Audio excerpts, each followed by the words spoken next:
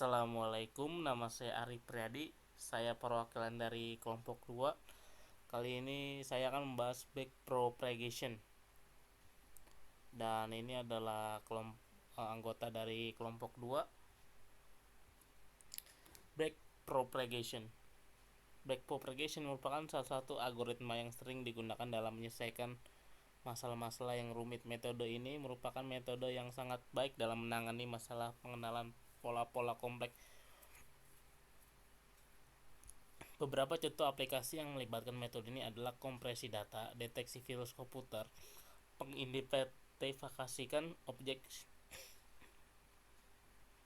sintesis suara dan teks, dan lain-lain.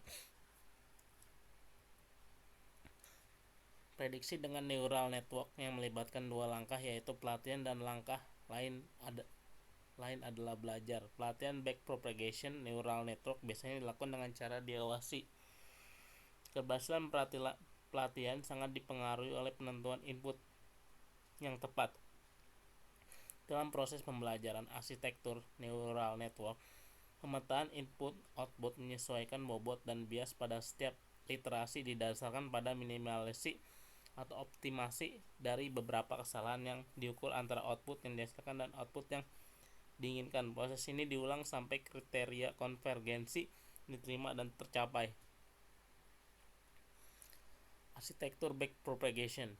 Gambar 7.1 adalah arsitek R. Backpropagation dengan n buah masukan ditambah sebuah bias. Sebuah layar tersebut F yang terdiri dari P unit ditambah sebuah bias serta M buah unit keluaran. V merupakan bobot garis dari unit masukan XI ke unit layar tersebut. Z menempatkan bobot garis yang menghubungkan bias di unit masukan ke unit layar tersebut. W5 merupakan bobot dari unit layar tersebut.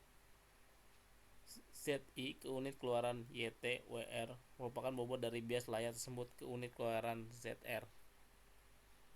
Dan ini adalah contoh gambar yang tadi saya bahas.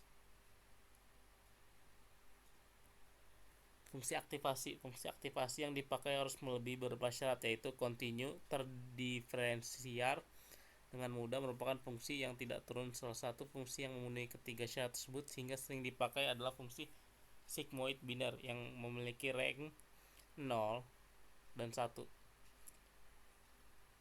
Fx sama dengan 1 tambah E dengan turunan F X sama dengan F dalam kurung X dalam kurung 1 min F dalam kurung X.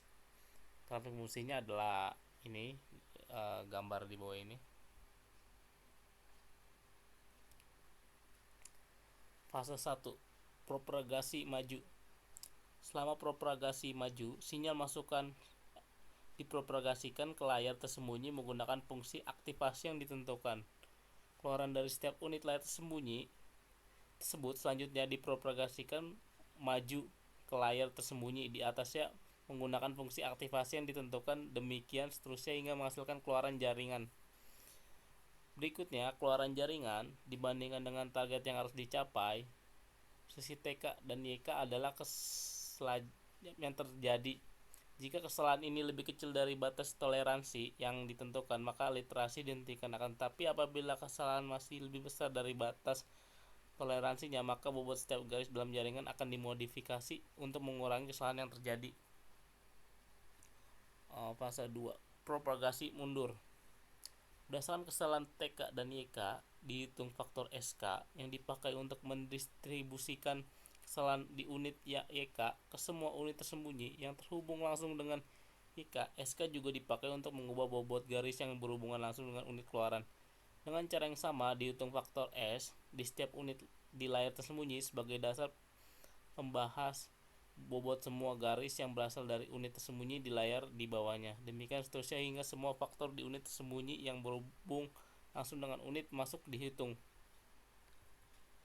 Fase 3, perubahan bobot. Setelah semua faktor dihitung, bobot semua garis dimodifikasi bersamaan. Perubahan bobot suatu garis didasarkan faktor S neuron di layar atasnya sebagai contoh perubahan bobot garis yang memerlukan ke layar keluaran didasarkan atas SK yang ada di unit keluaran. Algoritma backpropagation adalah sebuah algoritma yang memperkecil tingkat error dengan menyesuaikan bobot berdasarkan perbedaan output dan target yang diinginkan. Secara umum, algoritmanya terdiri dari 3 langkah utama, yaitu pengambilan input, penelusuran error, dan penyesuaian bobot. Pada pengambilan input, terlebih dahulu dilakukan inisialisasi bobot, kemudian masuk ke dalam algoritma proses backpropagation yang terdiri dari komputasi maju yang bertujuan untuk menelusuri besar error dan komputasi balik untuk mengupdate dan menyesuaikan bobot. Dalam mengupdate bobot dapat dilakukan dengan 2 cara, yaitu tanpa momentum dan dengan momentum. Namun jelaskan di bawah ini, dalam mengupdate bobotnya dilakukan tanpa memperhatikan besarnya momentum. Langkah 0 ini adalah langkah-langkah untuk pelatihan untuk jaringan. Angka 0-nya inisialisasi semua bobot dengan bilangan acak kecil. Angka 1, jika kondisi penghentian belum terpenuhi, lakukan langkah 2 sampai 9. Langkah 2, untuk setiap pasang data pelatihan, lakukan langkah 3 sampai 8. Langkah 3, tiap unit masukkan menerima sinyal dan menelusurkan ke unit tersembunyi di atasnya. Langkah 4, hitung semua keluaran di unit tersembunyi. Cukup sekian dari saya. Apabila ada kekurangan, mohon maaf. Wabillahi taufiq wal hidayah. Wassalamualaikum warahmatullahi wabarakatuh.